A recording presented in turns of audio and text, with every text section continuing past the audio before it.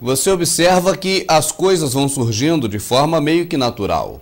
E no decorrer do processo de naturalidade, da desenvoltura então dessa questão, é que as pessoas começam a observar que dá para tirar uma certa vantagem de uma forma ou de outra. O nosso Goldsmith, o Smith Ouro, né, o dono desse banco fictício na fábula, você já viu que ele já viu novos planos aí para poder ir ficando cada vez mais rico, já cobrando juros e coisa e tal.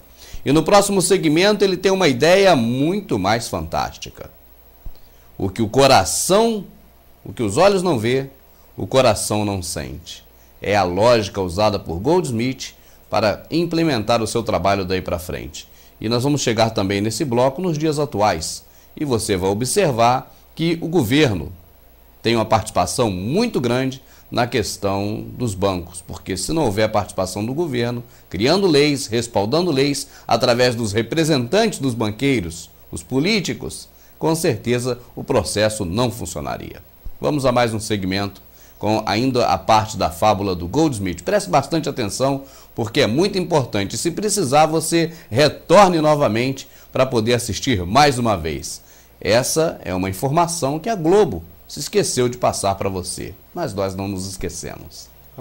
Nosso Goldsmith banqueiro não estava satisfeito com a renda remanescente após a partilha dos juros ganhos com seus depositantes. E a demanda por crédito crescia muito rápido, à medida que os europeus se espalhavam ao redor do mundo. Mas seus empréstimos eram limitados pela quantidade de ouro que seus depositantes mantinham no caixa forte. Foi quando ele teve uma ideia ainda mais audaciosa. Uma vez que ninguém mais, apenas ele mesmo sabia o quanto realmente havia na caixa forte, ele poderia emprestar quantias solicitadas em ouro que nem estavam lá. Desde que todos os portadores dos cheques não viessem à caixa forte ao mesmo tempo para sacar o ouro, como alguém poderia descobrir? Este novo esquema funcionou muito bem, e o banqueiro tornou-se consideravelmente rico com juros pagos sobre um ouro que não existia. A ideia de que o banqueiro apenas criaria dinheiro do nada era muito absurda para as pessoas acreditarem. Logo, para um período de tempo maior, esse pensamento não iria passar pela mente das pessoas. Mas esse poder de apenas criar dinheiro surgiu na mente do banqueiro, da maneira como você bem pode imaginar. Com o tempo,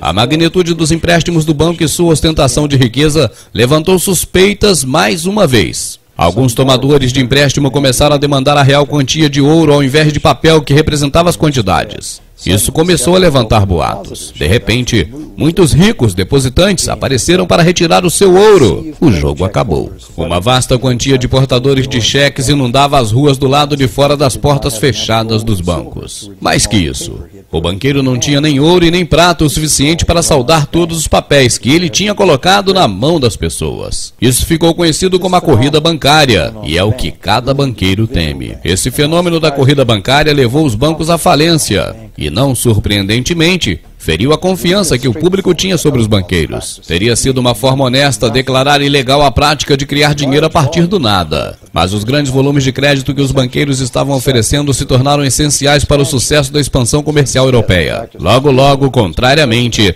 a prática foi legalizada e regulada. Os banqueiros concordaram em limitar a quantidade fictícia dos empréstimos em dinheiro. O limite seria ainda um número muito maior do que a verdadeira quantidade de ouro e prata na caixa forte. Frequentemente, a taxa seria de $9 fictícios para cada $1 em ouro real. Essas regulações foram reforçadas por leis feitas imediatamente. Também foi estabelecido que na ocorrência de uma corrida ao sistema, os bancos centrais ajudariam os bancos locais com injeção de quantias em ouro. A bolha de crédito bancário apenas estouraria se houvesse corridas em vários bancos de maneira simultânea, e o sistema então entraria em colapso.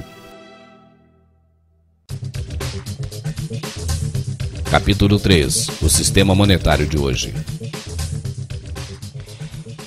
Ao longo dos anos, o sistema da reserva fracionária e sua rede integrada de bancos apoiada pelo Banco Central tornou-se o sistema monetário dominante no mundo. Ao mesmo tempo, a fração do ouro vinculada aos compromissos em dinheiro foi constantemente retraída ao nada.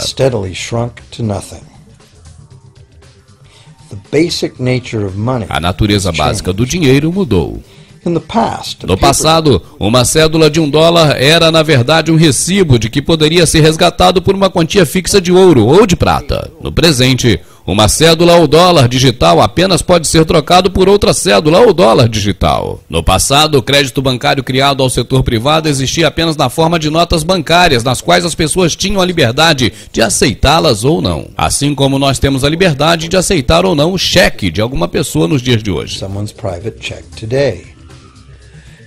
No presente, o crédito bancário criado no setor privado é legalmente conversível por um emissor governamental de moeda de aceitação pública, os dólares, libras, que nós habitualmente pensamos como dinheiro. A moeda de aceitação pública é dinheiro criado por sanção governamental ou decreto, e as leis para aceitação legal declaram que os cidadãos devem aceitar essa moeda como pagamento de dívida, ou senão os tribunais não conseguiriam obrigar. Portanto, agora, a questão é, se tanto o governo quanto os bancos privados podem criar dinheiro, então qual a quantidade de dinheiro que existe? No passado, a quantia total de dinheiro existente era limitada pela sua quantia física, qualquer que fosse o tipo de objeto utilizado como dinheiro. Por exemplo, para que fosse possível criar mais dinheiro, era necessário encontrar mais ouro ou prata escavando nas minas. No presente, o dinheiro é literalmente criado como dívida. Cada novo dinheiro é criado cada vez que alguém toma um empréstimo de um banco. Como resultado, a quantidade total de dinheiro que pode ser criada tem somente como limite real o nível total de dívidas.